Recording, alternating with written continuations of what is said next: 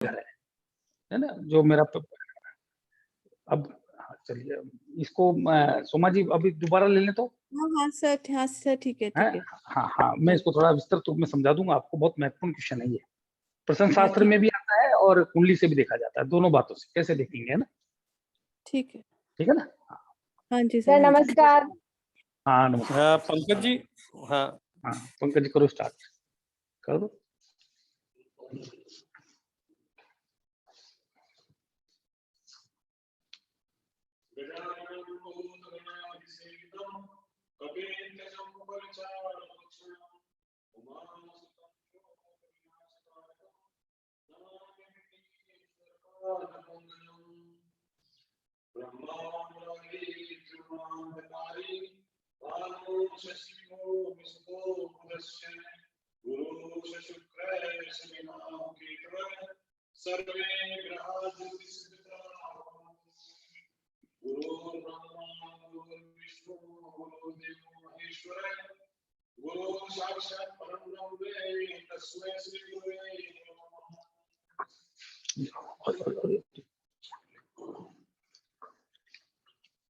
देखिए आज इस क्लास से पहले अपन ने षोडश वर्ग पे बात की और उस पे विस्तृत बात की अपन ने।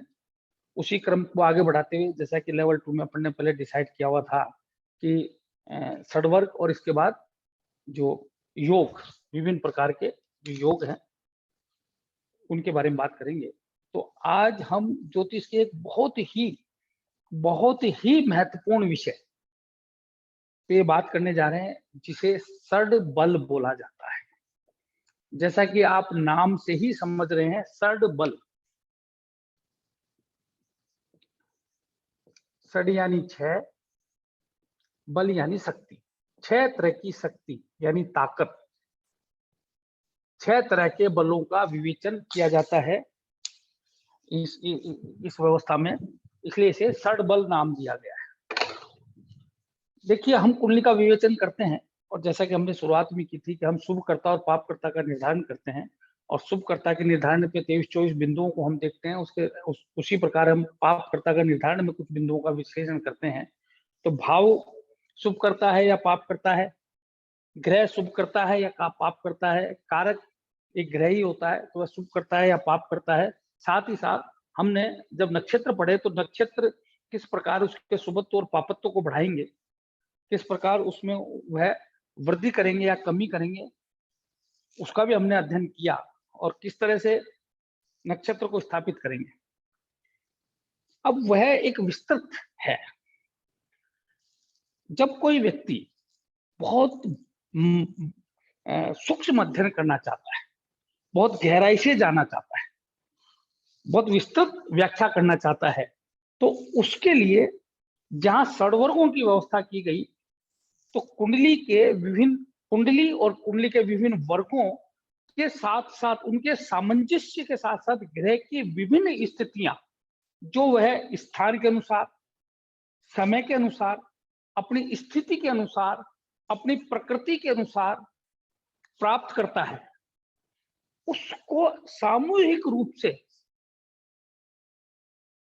कैलकुलेट कर एक कॉम्पैक्ट स्थिति का विश्लेषण कर घटना की जानकारी प्राप्त की जाती है। तो षडवर्ग षोडश वर्ग हम पढ़ चुके, कुंडली हमने पढ़ ली, उसी को और परिष्कृत करने के लिए षड बल की व्यवस्था की। षड बल क्या है कि ग्रह, जन्मकालीन ग्रह, यहाँ हम जो बात कर रहे हैं जन्मकालीन, अगर हम जन्मकालीन कुंडली का विश्लेषण करें तो जन्मकालीन ग्रह, और हम अगर प्रश्न कुंडली का विश्लेषण कर रहे हैं तो प्रश्न कुंडली का ग्रह, यानी कि ग्रह अपनी स्थिति अनुसार जो वह विभिन्न प्रकार से प्राप्त करता है, यानी कि वह विभिन्न स्थानों पर शक्ति को प्राप्त करता है या शक्ति को खोता है, उसके अनुसार अपने राशि चक्र में विभिन्न स्थानों पर बैठकर विभिन्न काल अवधि के अनुसार, अपनी प्रकृति के अनुसार, यानी अपनी चेष्टा के अनुसार, अपने ऊपर पड़ने वाली विभिन्न दृष्टि, विभिन्न अन्य ग्रहों की, हमने देखा कि हर ग्रह की दृष्टियां जो भावों पर और ग्रहों पर पड़ती है, तो जो ग्रह दृष्टियां प्राप्त कर रहा है उसके अनुसार और अपनी नैसर्गिकता के अनुसार, जो उसकी नैसर्गिकता है उसके अनुसार जो शक्तियां प्राप्त करता है या खोता है, उसका सामूहिक विश्लेषण कर कर एक कॉम्पैक्ट बजट निकाला जाता है, वह है षडबल। जैसे एक विद्यार्थी है, अब विद्यार्थी को विभिन्न विषयों का अध्ययन करना होता है, वह विभिन्न विषयों को पढ़ता है। अब वह सामाजिक विज्ञान भी पढ़ता है, सामाजिक ज्ञान भी पढ़ता है, गणित भी पढ़ता है, हिंदी भी पढ़ता है, उसके अलावा संस्कृत भी पढ़ता है, उसके अलावा अन्य कोई साइकोलॉजी के चैप्टर भी पढ़ता है, कोई बायोलॉजी पढ़ता है, विभिन्न पढ़ता है जो उसके कोर्स में है, वह सब उसको पढ़ना है। उनका एक पैरामीटर दे दिया जाता है तो भाई 100 में से आपकी परीक्षा होगी और आप 100 में से कितने कितने अंक प्राप्त करते हो, फिर उन विभिन्न अंकों को जोड़कर उसका नेट रिजल्ट निकाला जाता है, नेट परिणाम निकाला जाता है कि भाई आपके 70% नंबर आए, एक आपके 80% आए, एक आपके 60% आए या आपके 30% आए। तो वह उस विद्यार्थी का एक तरह से आईना है कि भाई ये विद्यार्थी जो 80% लाया है इसकी शक्ति बहुत है। 60% से ऊपर फर्स्ट डिवीजन दिया जाता है, फिर उसके बाद डिस्टिंक्शन दी जाती है। तो वह जैसे जैसे अंक ज्यादा होते हैं उसकी शुभता यानी उसका बल यानी कि उसका जो गुण धर्म है वो बढ़ता चला जाता है और कम होता जाता है तो कम हो जाता है। वही स्थितियां उसी प्रकार 6 बलों की गणना करके ग्रह को ये देखा जाता है कि उसकी शुभता कितनी है, उसकी शक्ति कितनी है, उसमें शुभ करने की या अपने कारकत्वों को संपादित करने की, मैं शुभ अशुभ नहीं कहता हूं, अपने कारकत्वों को स्थापित करने की, संपादित करने की कितनी शक्ति है उसका निर्धारण किया जाता है। तो ये 6 तरह के बल होते हैं। यानी कि जब जैसे मेरे को कोई कुंडली का विवेचन करना है, अब प्रश्न आता है कि साहब चंद्रमा या लगन से जो कुंडली बलवान हो उसका विश्लेषण करो। कई जगह ये भी लिखा रहता है लगन सूर्य और चंद्रमा से जो बलवान है उसका विश्लेषण करो। अब आप असमंजस में पड़ जाओगे कि लगन को देखें या चंद्र को देखें या सूर्य को देखें, बलवान का निर्धारण कैसे करें? तो बाकी चीजों का तो आप निर्धारण कर ही लोगे, लेकिन उसमें एक और बड़ा बिंदु क्या है कि जो ग्रह षडबल में बलवान है, मान लीजिए लग्नेश, सूर्य और चंद्र, इसमें यानी जगह जगह आप पढ़ोगे सूर्य चंद्र लगन और चंद्र में जो बलवान है उसका विश्लेषण करो। तो मैं लगन चंद्र की बात करता हूं, तो आप ये देखेंगे कि भाई चंद्र बलवान है या लग्नेश बलवान है, तो षडबल देख लो, एक पैरामीटर जो सबसे स्ट्रॉन्ग है। अगर आप तीनों लगनों का विश्लेषण कर रहे हो तो तीनों को देख लो कि उसमें कौन सबसे ज्यादा षडबल का आधारी है। उसके साथ साथ बाकी जो बल हैं जो अपन ने बात करी उन सब बल देख लो। जिस भाव का वो स्वामी है वो भावादि बल, वह भी षडबल से ही स्थापित होगा, जो अभी आगे बात करेंगे। तो उसके भावों का बल देख लो, है ना, जो इन्हीं बलों से निकल के आएगा। फिर जो ग्रह ज्यादा डिग्री में है वह बली होता है। शास्त्र में क्या कहा गया है, देखो मैं ये बड़ी गूढ़ रहस्य की बात बता रहा हूँ आपको कि पहले भाव से दूसरा भाव बलवान है, दूसरे से तीसरा बलवान है, तीसरे से चौथा बलवान है, चौथे से पांचवा बलवान है, पांचवे से छठा बलवान है। तो इसी क्रम में बलता बढ़ती चली जाती है। अगर मैं चौथे और 9वें भाव में अगर विश्लेषण कर रहा हूं तो चौथा भाव 9वें से बलवान है, शास्त्र ये कहता है, समझ लो ना। केंद्र से त्रिकोण बलवान है ना, त्रिकोण से त्रिषडायस बलवान है और उनसे ज्यादा बलवान 6-8-12 के स्वामी है, 6-8-12 भाव है। चौथे से 8वां बलवान है, 8वें से 12वां बलवान है, आप समझ गए ना। 5वें से 9वां बलवान है, 9वें से 10वां बलवान है। अगर मैं 9वां और 10वें का विश्लेषण कर रहा हूं तो 10वां भाव बलवान है। ये एक क्रम है पहला। जैमिनी सूत्र में क्या कहता है कि चर से स्थिर राशियां बलवान होती है और स्थिर राशियां से द्विस्वभाव राशियां बलवान होती है। केंद्र से, जो मैंने अभी बताया आपको, तो चर से स्थिर और स्थिर से द्विस्वभाव राशियां बलवान होती है। आगे जैमिनी सूत्र और कहता है कि नी ग्रह से सग्रह बलवान होता है। अगर कोई भाव में कोई ग्रह नहीं है तो उसका स्वामी कमजोर माना जाता है, बजाय उसके जिसके घर में कोई बैठा हो या जो घर में कोई ग्रह हो। सग्रह से अधिक ग्रह बलवान होता है। मान लीजिए एक से दो ग्रह बैठे हैं तो ज्यादा बलवान है, और उससे ज्यादा बैठे तो वो बलवान है ना। निग्रह से सग्रह बलवान और सग्रह से अधिक ग्रह बलवान। उसमें फिर क्या देखते हैं कि जिसकी डिग्री ज्यादा है वो बलवान होता है।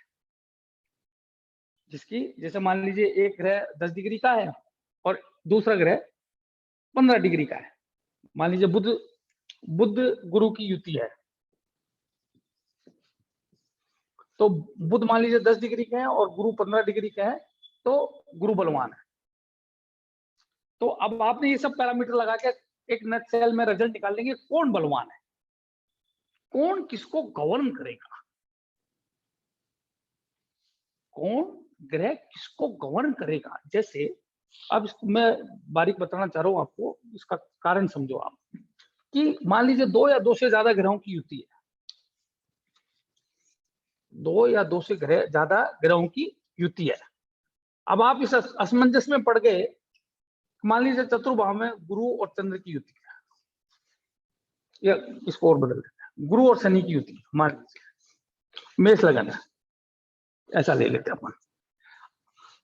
अब आप इस असमंजस में पड़ जाएंगे कि कौन किसको गवर्न करेगा, यानी कि गुरु शनि को प्रभावित करेंगे या शनि गुरु को प्रभावित करेंगे, यानी कि गुरु अपना शुभ ज्यादा देंगे या शनि अपना पाप ज्यादा देंगे। अगर ये नहीं कर पाए तो आप गड़बड़ कर जाओगे। भाई गुरु शनि की योग को देखते ही कर्मादि धर्माधिपति योग बोल देते हैं, और यार बहुत बढ़िया योग है, आदमी कर्म भी करेगा धर्म भी करेगा, नवम दशम का काल पुरुष का योग है, बहुत बढ़िया योग है, श्रेष्ठ योग है, इसमें कोई दो राय नहीं।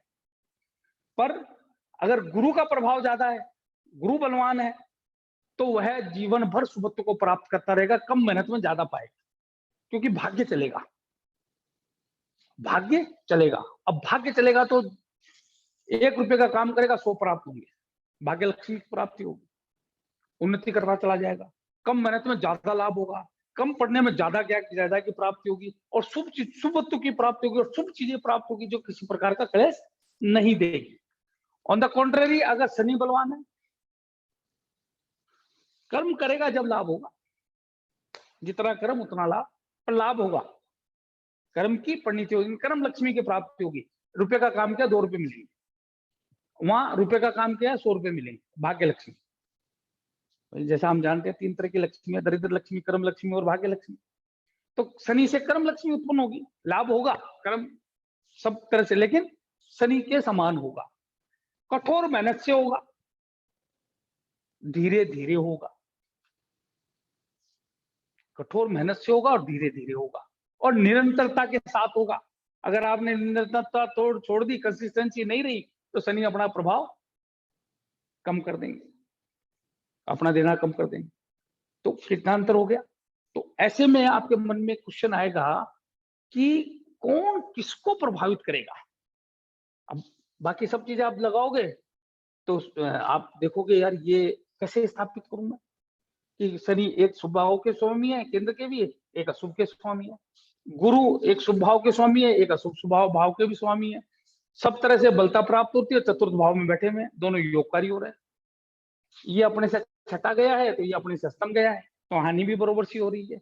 अब आप तो संशय में पड़ गए क्या, तो बरोबर हो गए, कहीं दोनों खत्म नहीं हो जाए, यानी बरोबरी हो गई, तो who will govern the whom.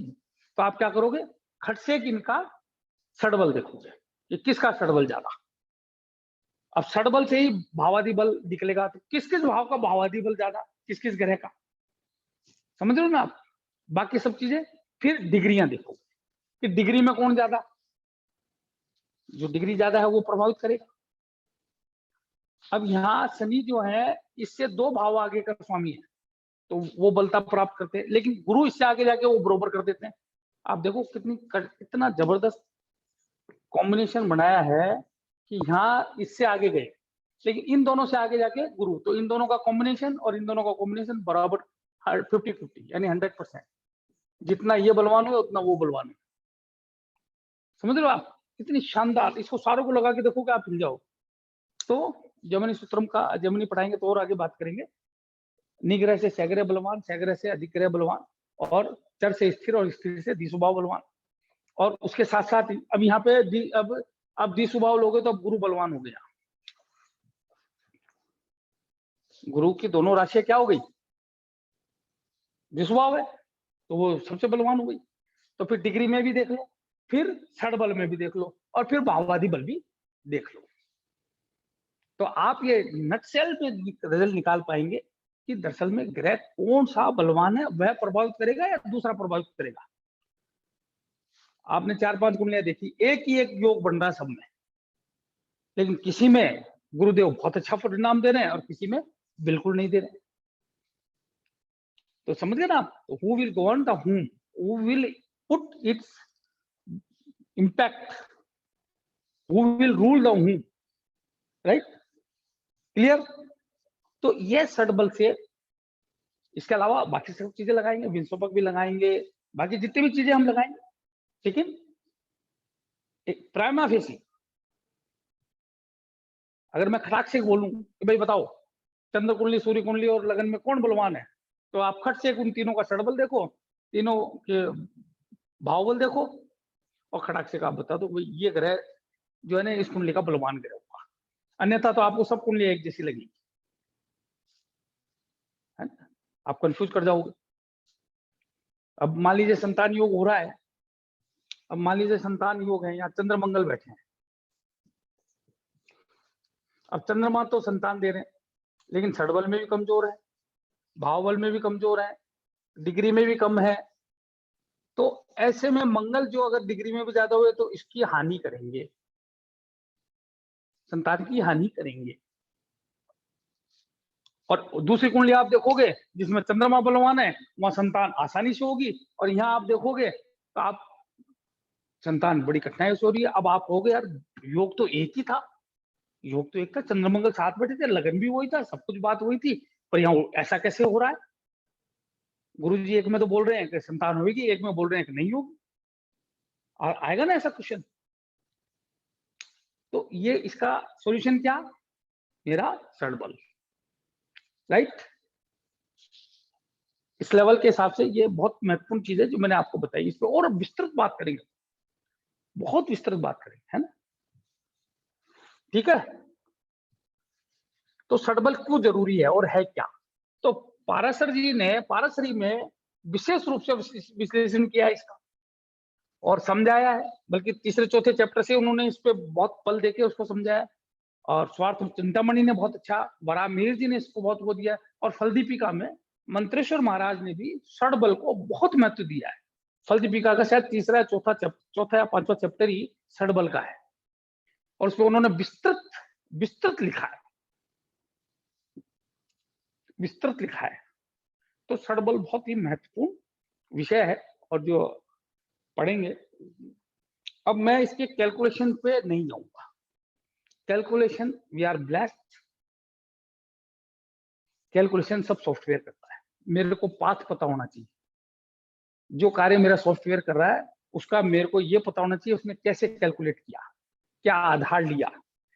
अब मैं कैलकुलेशन का जमाना रहा नहीं है, अगर मैं कैलकुलेशन करके निकालने लगूंगा तो महीने भर में मेरे से एक कुंडली बनेगी और एक महीने बाद में उसको कोई प्रिडिक्ट कर पाऊंगा, है ना? और आज जमाना क्या है, इधर डाटा डाला और इधर कुंडली बन के तैयार आती है, उसमें सब निकला हुआ था। लेकिन मेरे को मशीन है वो, आई एम द लॉ, मैं गवर्नर हूँ उसका। तो उसने कैसे किया वो मेरे को पता है। तो वो उसने लेबर की, वो शनि है, मैं गुरु हूं, मैं उसका एस्पेक्ट निकालूंगा, मैं उसका फलित निकालूंगा, उसका सार निकालूंगा। मैं गुरु हूं, मैं उसको गवर्न कर सकता हूँ, वो मेरे को गवर्न नहीं कर सकता, क्योंकि मेरा षडबल ज्यादा है, मेरा षडबल ज्यादा है। क्योंकि उसके अंदर जीवित क्षमता नहीं है, मेरे पास जीव की क्षमता है, ठीक है ना, तो मैं उसका रस निकालूंगा, तो जो उसके कार्य हैं उसको करने दो, उसमें ज्यादा मन विवाह नहीं पड़ना, लेकिन पाथ मेरे को पता होना चाहिए। तो षड बल में पहला बल स्थान बल है।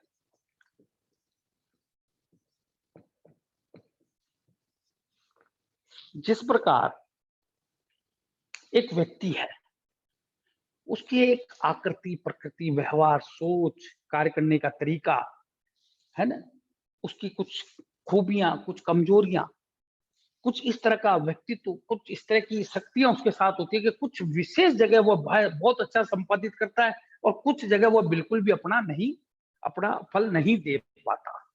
वो की वो स्थितियां ग्रहों के साथ भी होती है। तो ग्रह का सबसे पहला क्या दिया गया? स्थान बल। अब स्थान बल, जैसा कि आप नाम से समझ रहे हैं, स्थान यानी कि ग्रह किन स्थानों पर बैठेगा, किन स्थानों पर बैठेगा तो बल को प्राप्त करेगा। जैसा हम जानते हैं कि हमारे 12 भाव, 12 राशियां हैं और 9 ग्रह हैं, और 12 भावों में जो स्थिर है, 12 राशियां विचरण करती हैं और 9 ग्रह विचरण करते हैं और वो अपनी स्थिति को पाते हैं। काल पुरुष की कुंडली में ले रहा हूं, जो भगवान विष्णु की कुंडली भी कही जाती है। हर विश्लेषण के पीछे भगवान विष्णु की कुंडली है, और जो भी ज्योतिषी विष्णु कुंडली का एनालिसिस नहीं करता, इन कंटेस्ट तो विष्णु भगवान की कुंडली के कोई कुंडली का विवेचन नहीं करता, वह सफल नहीं हो सकता। हर कुंडली का आपको विवेचन विष्णु कुंडली के सामंजस्य के अनुसार ही करना चाहिए। अब यहाँ पे सूर्य, ये उच्च स्थान है सूर्य का, ये चंद्रमा का स्थान है, ये गुरुदेव का स्थान है, ये बुध का स्थान है, ये शनि देव का स्थान है, ये मंगल देव का स्थान है, और ये शुक्र का स्थान है।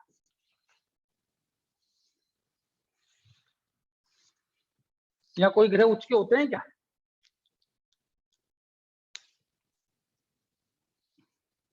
गुरु बताइए उच्च के हो रहे, गुरु उच्च के हो रहे हैं। गुरु कहाँ पे हो रहे हैं? गुरु, अरे भाई मैंने जो ये लाइन खींची, इस जगह, इस जगह और इस जगह और इस जगह कोई ग्रह उच्च का होता है क्या? नहीं हो रहा, नहीं हो रहा सर। क्यों नहीं होता? सर राहु चलो इसको मैं केतु, बात, वो राहु केतु की अभी अपन बात नहीं करें, षड बल में इन्हीं ग्रहों को लिया जाता है। राहु केतु की अलग बात करेंगे, आप सही करो ना। तो अगर मैं राहु और केतु को भी लिख दूं तो राहु और केतु, चलो ये तो उच्च के हिसाब से, लेकिन षड बल में वो नहीं लिए जाते। देखिए ये और ये तो मोस्ट मेलिफिक प्लेसेस और मोस्ट बेनिफिक प्लेसेस, यहाँ किसी को उच्चता नहीं दी है। यहाँ जो परम, इसको मैं आगे समझाऊंगा, चलो डिबेट हो जाएगी। मैं क्या कहना चाह रहा हूं कि सूर्य यहाँ उच्च हुआ तो इसको स्थान बल प्राप्त होगा, चंद्रमा उच्च का हुआ स्थान बल प्राप्त होगा। जहां पे भी वृषभ राशि बैठेगी वहां चंद्रमा चला गया तो उसको स्थान बल प्राप्त होगा, क्योंकि वो वहां जाके लॉर्ड महसूस करेगा, I am the king, I will rule world natal chart, मैं यहाँ का राजा हूं, है ना, मैं मेरा पूरा उपयोग कर सकता हूं, मैं सबको गवर्न कर सकता हूं, और पूरी ताकत के साथ। यहाँ मंगलदेव, यहाँ गुरुदेव, यानी कि इन राशियों में जब भी ये ग्रह जाके बैठेंगे तो क्या प्राप्त होंगे? स्थान बल। यानी उच्च स्थान पर ग्रह पूरा एक रूपा बल यानी 60 सटियंस प्राप्त करता है, 60 अंश प्राप्त करता है, सटियंस प्राप्त करता है ना पूरा। तो इसको पहला स्थान बल उच्च, यानी कि उच्च, राइट। अब बात क्या आती है, हमने षोडश वर्ग पढ़ा था ना, षोडश वर्ग। षोडश वर्ग में मैंने आपको बताया था कि 6 वर्गों में ग्रह जब बलवान होता है तो उनके विभिन्न नाम दिए गए थे। फिर सप्तवर्ग बताया था, फिर 10 वर्ग बताया था, और फिर षोडश वर्ग बताया था। आपको याद होगा, जो मैंने नामांकन भी दिए थे, है ना, आपको शायद ध्यान होगा। किंसुक, व्यंजन, चामर, छत्र, कुंडल और मुकुट, नाम याद आ रहे हैं आप? वो नाम भी बताए थे। तो षडवर्ग, सप्तवर्ग, 10 वर्ग और षोडश वर्ग। तो षड वर्ग। अब इसके बाद क्या किया जाता है कि जैसा हम जानते हैं, ग्रह, विभिन्न ग्रहों से उनकी मित्रता होती है। कुछ से मित्रता होती है, कुछ से वो सम होते हैं और कुछ से शत्रु होते हैं। तो जब वो मित्र से मिलते हैं तो शुभ करते हैं, शत्रु से मिलते हैं तो शत्रुता करते हैं।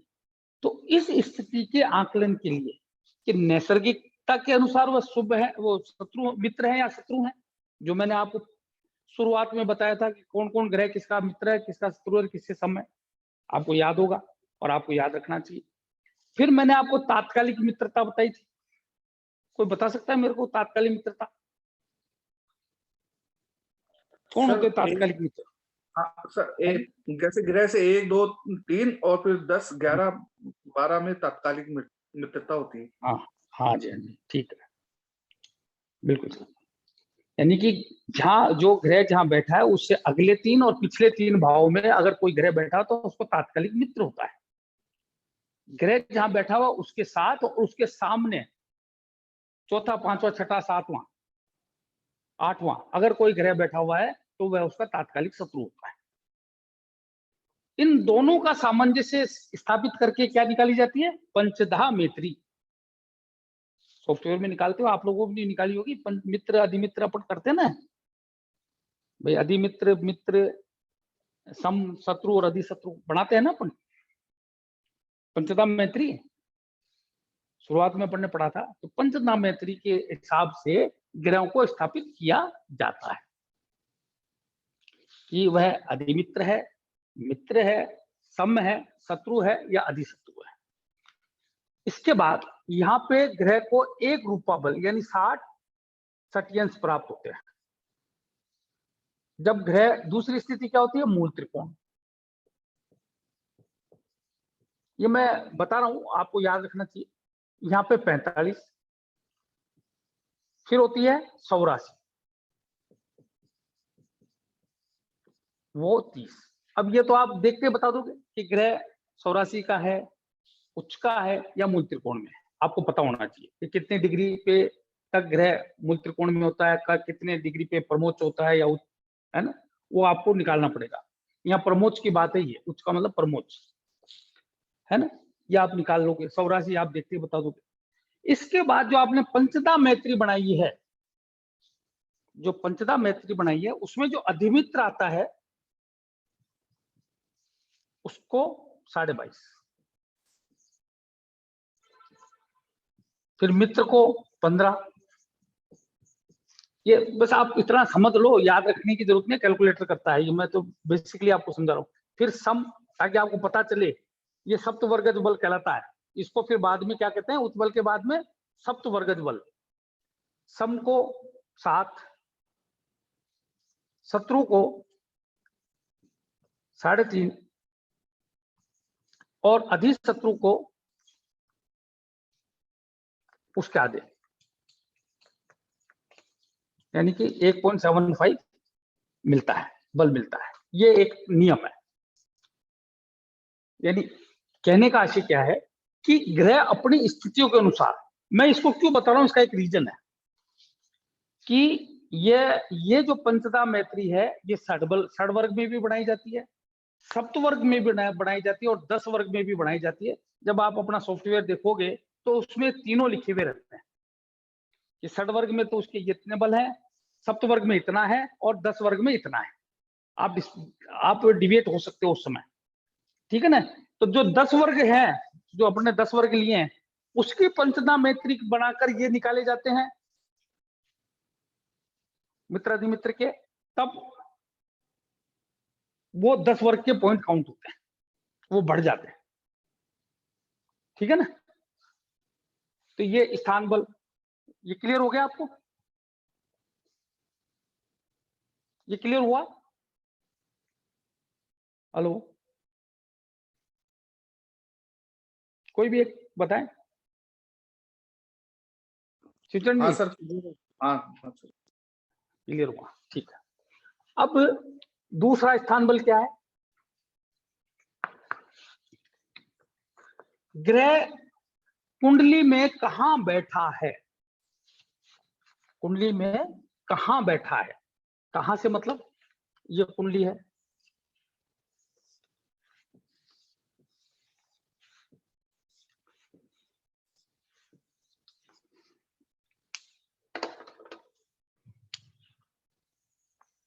ये कुंडली है। अब इसमें ये केंद्र स्थान है, ये केंद्र है, ये केंद्र है, ये केंद्र है, ये केंद्र है। केंद्र में बैठा हुआ ग्रह एक रूपा बल पाता है, यानी कि सबसे ज्यादा बल प्राप्त करता है कहां? केंद्र में बैठा हुआ ग्रह। केंद्र के बाद क्या है? पणफर। पणफर कौन से स्थान? 1 4 7 10 2 5 8 11, 2 5 8 और 11। पणफर में बैठा हुआ ग्रह कितने पाता है? 45। 45 रूपा बल, 45 अंश, सटियंश, 45 सटियंश,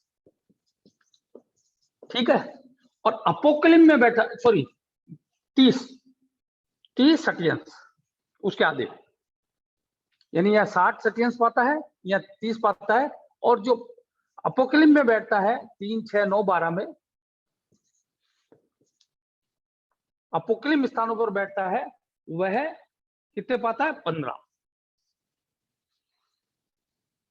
15 सटियंश पाता है। यानी केंद्र में बैठा हुआ ग्रह सबसे ज्यादा ताकत को प्राप्त करता है, राइट? क्लियर? इसमें कोई ज्यादा दिमाग लगाने की जरूरत ही नहीं है। सर मूल त्रिकोण में बैठा हो। तो मूल त्रिकोण कहाँ है? यहाँ मूल त्रिकोण होता है क्या?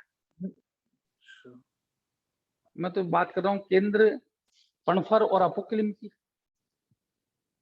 मूल त्रिकोण तो वो राशियों के होते हैं ना, जिसमें ग्रह बैठता है, तो ग्रह का मूल त्रिकोण होता है। राशि जो ग्रह का मूल त्रिकोण होता है एक निश्चित बिंदु पर, ठीक है जी।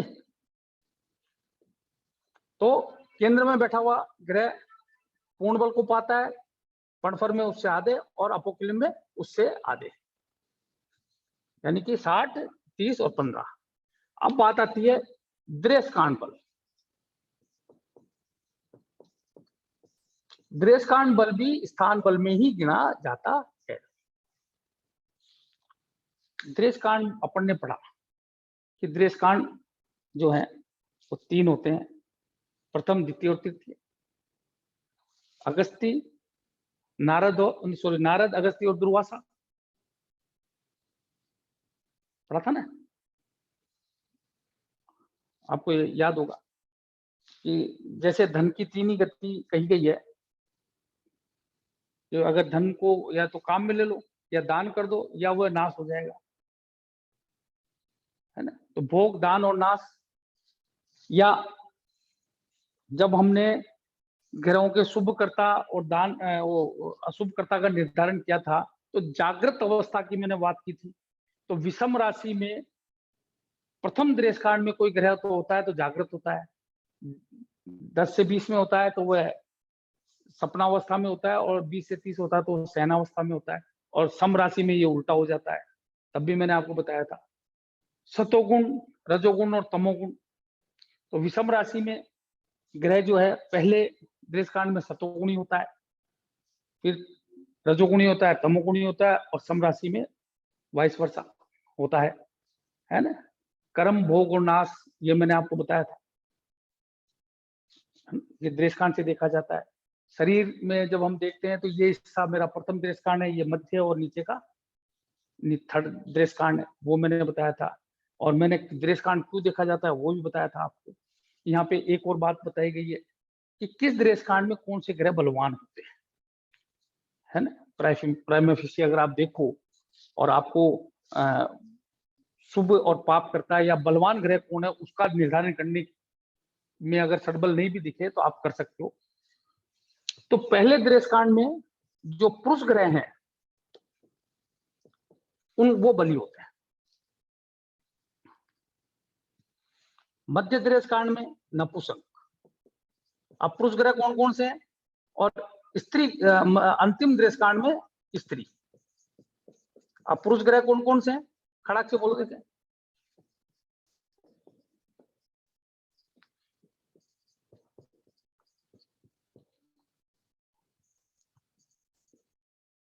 चंद्र शुक्र, सही है। हेलो, सही है क्या ये? हेलो, सही है। यस सर सही है। ये पुरुष ग्रह पहले दृष्कांड में, नपुंसक ग्रह जो हैं वो मध्य दृष्कांड में और स्त्री ग्रह अंतिम दृष्कांड में बलवान होते हैं,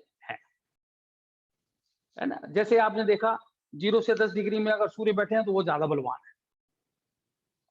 और उसके साथ साथ मान लीजिए शुक्र भी बैठे हुए हैं तो बलवान कौन है? सूर्य।